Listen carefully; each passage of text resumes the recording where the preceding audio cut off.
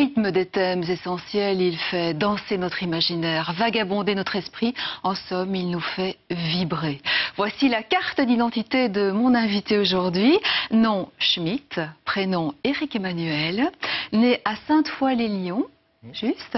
Profession dramaturge, romancier, réalisateur et puis une actualité. Et quelle actualité! Le film sort demain, un film à voir absolument. Oscar et la Dame Rose. Ravi de vous recevoir. Merci. Vous allez bien?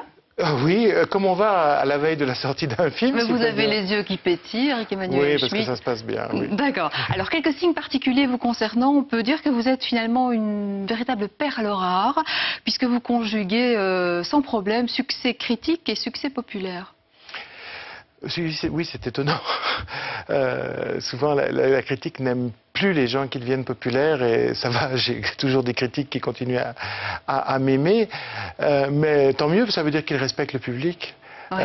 Parce que qu'est-ce que c'est certaines personnes qui pensent que le public n'est pas intelligent. Au contraire, quand on s'adresse à l'intelligence et à la sensibilité du public, mais le public est là. C'est le sens du partage, quelque part. Ah oui, mais de toute façon, pourquoi est-ce qu'on lit? Pourquoi est-ce qu'on va au théâtre? Pourquoi est-ce qu'on on regarde des films? C'est parce qu'on s'intéresse à l'humain, parce qu'on est fasciné par sa complexité, parce qu'on veut découvrir, parce qu'on veut comprendre. Alors, votre ambition première était de devenir compositeur. Qu'est-ce qui vous a freiné dans votre élan? L'absence de talent. Là, vous êtes d'une grande modestie. Je vous jure, non, j'ai fait les études, j'étais au conservatoire, j'ai appris le piano, le solfège, l'harmonie, j'ai commencé, et je me rendais compte qu'en fait, j'avais pas d'imagination. Et je vais vous dire, peut-être que je m'en rendais d'autant plus compte que pour le reste, j'avais beaucoup d'imagination. Parce que déjà, j'étais un inventeur d'histoire, et chaque fois que je rendais une composition française ou une rédaction, mes professeurs étaient « Ah, c'est bien, c'est bien ». Alors que quand je faisais de la musique, on me disait « C'est bien, c'est bien ». Voilà. Il y a 20 ans, lors d'une expédition dans le désert, vous avez vécu une expérience mystique qui vous a finalement fait éprouver les sentiments de ce qu'on appelle l'absolu. Oui, c'est une surprise parce que je suis philosophe de formation, de métier, et plutôt rationnel, sinon rationaliste. Et tout d'un coup, rentrer dans le désert athée et en ressortir croyant, parce que je me suis perdu, parce que j'ai vécu une intense expérience, c'était quelque chose de très surprenant, c'est une grâce en même temps, mais il a fallu prendre le temps de l'accepter, prendre le temps d'être changé autant, prendre le temps de devenir différent. C'est pour ça que je l'avoue, parce que parfois on a honte des grandes expériences intérieures. Et il ne faut pas, parce que ça ne veut pas dire qu'on possède la vérité, c'est juste témoigner du fait qu'on a vécu quelque chose et qu'après ce vécu, il y a une confiance dans la vie et une foi qui est venue.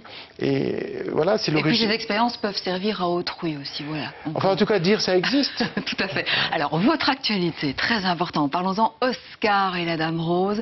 Le film sort demain avec une très belle distribution. Michel Larocque, excusez du peu. Amir, le petit Amir, 10 ans, qui joue le Oscar. La révélation du film. La révélation, Amira Kazar et puis Max von Sydow, qu'on a le plaisir de retrouver. Vous vouliez absolument faire l'adaptation de votre livre qui a cartonné et en même temps vous étiez stressé. Donc vous avez d'abord voulu quelque part enfanter Odette Tout-le-Monde, qui a connu un succès international. Et là, vous avez été conforté dans le fait que c'est bon, on peut donc réaliser Oscar et la Dame Rose. Oui, c'est vrai qu'en fait j'ai toujours rêvé de faire le film à partir du moment où j'ai conçu que c'était possible, parce que longtemps j'ai cru que c'était pas possible. Mais je voulais pas faire ça comme premier film parce que il me semblait qu'il y avait tellement de choses délicates, parce que il faut garder l'humour, la légèreté, tout en parlant de choses qui peuvent émouvoir. En 2 mots, l'histoire. L'histoire, c'est l'histoire d'une rencontre. Une rencontre entre un petit garçon qui vit à l'hôpital parce qu'il est malade et une femme qui vient d'extérieur pour vendre des pizzas. Et en fait, cette femme ne se rend pas compte que comme ce garçon est malade, et quand elle va s'en rendre compte, elle va être quelque part obligée de le rencontrer, et ça va être une vraie histoire d'amour. C'est-à-dire qu'elle va apporter beaucoup à cet enfant, elle va lui apporter sa fantaisie, son humour, son imagination, et surtout elle va lui proposer un jeu, elle va lui dire maintenant, à partir d'aujourd'hui, tu vas vivre chaque jour comme si c'était 10 ans. Voilà, on va changer les règles du temps. Voilà, on va changer les règles du temps, tu vas vivre une vie complète, tu vas avoir... Et ce petit garçon, tout d'un coup, inspiré par cette femme, va enrichir son quotidien de l'hôpital, qui n'est pas drôle, par tout le jeu et l'imagination qu'elle lui propose. Et elle, cette femme, elle va être transformée par la rencontre avec cet enfant. C'est une belle synergie entre les deux, une très grande complicité, et on va voir tout de suite la bande-annonce du film. Il existe un autre traitement? Pour l'instant, non. Est-ce qu'il est au courant? Ah non, nous ne lui dirons rien, jamais. Mais attention, merde! Excusez-moi, je vous avais pas vu. Je pourtant voyant dedans avec mon costume à la con, hein? Vous parlez mal. Ah bah il est complet le gosse. Non seulement il me fait tomber, mais en plus il m'insulte.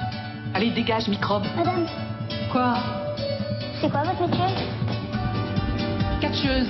Ah, je vous crois pas. Tu veux que je t'en colle une pour te convaincre? M'encourage pas, hein? C'est déjà la main qui me démange. À qui veux-tu parler? Je veux voir la Dame Rose. Ah non. Non, non, non, non. Il vous demande. Moi, si je suis ici, c'est pour vous fourguer mes pizzas. On pourrait peut-être s'arranger. Tu vas venir me voir souvent? J'ai passé un accord avec le professeur du Seldor, je peux venir te voir tous les jours. Qui aimes-tu à l'hôpital? Déconne, popcorn, Et chez les filles? payez velours, embrassement. Je te propose un jeu. À partir d'aujourd'hui, tu vivras chaque jour en pensant que ce jour compte pour 10 ans. Cher Dieu, je m'appelle Oscar et c'est la première lettre que je t'envoie. Nous savons, par sa lettre, qu'il a perçu la gravité de ce moment-là. Vous avez quelque chose de spécial à me dire? Je suis un peu fatiguée. Fatigué? Et quel âge est-il? 18 ans. À 18 ans, on n'est pas fatigué. Est-ce que tu veux que je t'adopte? Je t'aime, tu sais. Cher Dieu, merci de m'avoir fait connaître Oscar. Il m'a chargé d'amour pour toutes les années qu'il me reste à vivre. Comment avez-vous déniché le petit Amir, qui est fabuleux de spontanéité, de clairvoyance, qui a un talent d'acteur énorme? Il est géant, non? Ben oui, c'est d'ailleurs pendant le tournage, Michel Larocque ou Max von Sydow, qui en ont vu des acteurs, disaient que c'était un des plus grands acteurs avec qui ils avaient travaillé.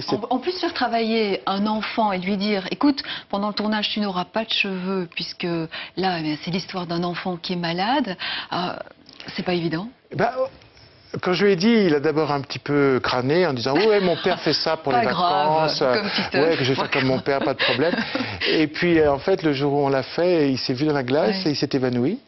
Parce qu'il ne se reconnaissait pas, parce qu'il était surpris, et surtout parce qu'il est hypersensible. Et c'est parce qu'il est si sensible, si délicat, si intelligent, qu'il a pu jouer ce rôle. J'avais pas l'impression, moi, de diriger un enfant. J'avais l'impression de diriger un artiste qui a 10 ans. Alors au début, Eric Emmanuel Schmitt, vous disiez, on ne peut pas montrer un enfant qui souffre.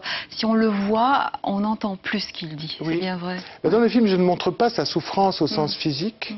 Je montre sa détresse morale, c'est-à-dire le fait que ses parents n'arrivent plus à communiquer avec lui, le fait que les gens se comportent différemment avec lui, c'est-à-dire le personnel soignant comme il est en échec thérapeutique. Donc je montre ces souffrances-là, pas la souffrance physique, et le film se met résolument du côté de la joie, du côté de l'amour. Puisqu'arrive cette Dame Rose qui, par l'intermédiaire finalement des pizzas, tout simplement, va établir le contact avec l'enfant. Oui. Ah ben, elle sait pas qu'elle est aussi douée pour avoir des contacts avec les enfants. C'est une femme qui, au départ, dans l'histoire, a une très mauvaise image d'elle-même, qui s'aime pas, qui est dépassée par ses problèmes. Et puis tout d'un coup, cet enfant la regarde de façon tellement extraordinaire. Il la voit comme quelqu'un de bien. Et au fond, elle va devenir le quelqu'un de bien qu'il voit. Mais c'est ça, les histoires d'amour. Alors, vous dites, j'ai voulu faire du cinéma pour me rapprocher des visages. Et parmi eux, il y a celui de Max von Sydow. Immense visage, immense acteur. Moi, de mes plus grands souvenirs de cinéma avec Bergman, mais même L'Exorciste, etc., c'était Max. Et voilà, quand je l'ai appelé, il tournait sur un film de Scorsese, un jeune Italien qui essaye de faire du cinéma. Les scènes étaient drôles aussi dans votre film. Je pense notamment à la scène de catch, tout ce qui est véhiculé par l'imaginaire. Oui, elle lui fait croire qu'elle était une ancienne catcheuse, qu'elle est catcheuse. Et lui, il le croit. Et il imagine, quand elle lui raconte ses matchs, il imagine les matchs alors qu'il n'a jamais vu un match de catch et qu'il lit plutôt des mangas. Et donc il imagine sa copine en maillot rose en train de foutre la pâtée à des ogresses. Et donc les matchs de catch sont vraiment des moments de burlesque, de joie. Et en même temps, c'est des choses dont elle se sert, elle, pour lui remonter le moral et lui redonner le sens du combat. Et puis présence magnifique aussi de Mylène de Mongeau, qui dans le film est restée dans l'enfance, puisqu'elle tient l'atelier de la Fée Dorée. Oui, voilà. Oui, c'est la mère de la Dame Rose, et elle est très enfant et très gentille, un petit peu sucrée. Et c'est pour ça que la Dame Rose n'aime pas se comporter comme ça, parce qu'au fond, elle réagit contre sa mère. On sait ce que c'est le rapport fille-mère. On veut marquer des distances, alors qu'en fait, on se ressemble. Alors Eric-Emmanuel Schmitt, il est venu il y a quelques jours, il apprécie beaucoup vos travaux, au pluriel. Regardons et écoutez ce qu'il va vous demander. Cher Eric-Emmanuel Schmitt, une question toute simple et un peu intéressée. Je voudrais savoir quelle est votre recette de succès pour réussir tout ce que vous touchez et dans tous les domaines possibles. Qu'il est gentil. J'aime cet homme parce qu'il est d'une vivacité, d'une intelligence. J'aimerais être comme ça à son âge. Mais vous l'êtes, pas à son âge encore. Non, mais c'est extraordinaire. Non, malheureusement, j'ai pas de recette. En tout cas, il était très impressionné par toute votre œuvre déjà, qu'elle soit littéraire ou cinématographique. Oui, je sais que c'est quelqu'un qui m'apprécie, qui m'aime, et ça me flatte. Et moi, ma seule recette, c'est le travail et la sincérité. C'est-à-dire que je suis complètement sincère dans ce que j'entreprends, mais vraiment. Et puis le travail, parce que je respecte le lecteur, je respecte le public, et je travaille le plus possible pour que les gens puissent recevoir l'histoire que j'ai envie de leur raconter. Alors beaucoup d'humour aussi dans le film, mais pas mal, sans doute, de pics émotionnels. Plus facile de partager ça au cinéma avec la grande famille du cinéma, parce que filmer la mort d'Oscar, c'est quand même... On ne filme pas sa mort, on filme la réaction à sa mort. Moi, je pense qu'il faut justement montrer toutes les couleurs de la vie quand on fait un film. C'est-à-dire montrer les choses merveilleusement joyeuses et gaies qu'il y a dans la vie, et puis aussi les pics graves de la vie. Parce qu'au fond, je pense qu'on est sauvé du désespoir de vivre que si on aime la vie comme elle est, d'une façon lucide, totale, pleine, entière. Moi, j'aime la vie passionnément. Ça veut dire que j'aime aussi... je me force ou je m'oblige à essayer d'aimer les aspects de la vie qui me plaisent moins. Et comme ça, je vais la manger, la vie. Je vais bien la déguster, tant qu'elle sera là. Là, j'ai bien enregistré sur mon disque dur votre message, Eric-Emmanuel Schmitt. Alors, je vais quand même terminer en disant qu'on retrouve une jeune belge aussi, Mathilde Goffard, au niveau distribution, et que c'est la petite copine d'Oscar. Voilà. Non, mais il y a vraiment des talents en Belgique. Et puis, de très belles images portées par Michel Legrand, par la musique de Michel Legrand aussi. Voilà. De Michel Legrand, ce qui est un cadeau incroyable pour un réalisateur. Je vous remercie en tout cas d'être venu nous parler de ce film avec toute votre émotion et votre sensibilité. Je vous invite à signer un autographe, Eric-Emmanuel Schmitt, pour un téléspectateur ou une téléspectatrice qui nous aura envoyé un mail à cette adresse faf@rtl.be. Et je rappelle que ce film à voir absolument, Oscar et la Dame Rose, sort demain dans toutes les bonnes salles. Ravi de vous avoir reçu. À bientôt, j'espère, pour un prochain ouvrage ou un prochain film. Et merci à vous d'avoir suivi Face à Face.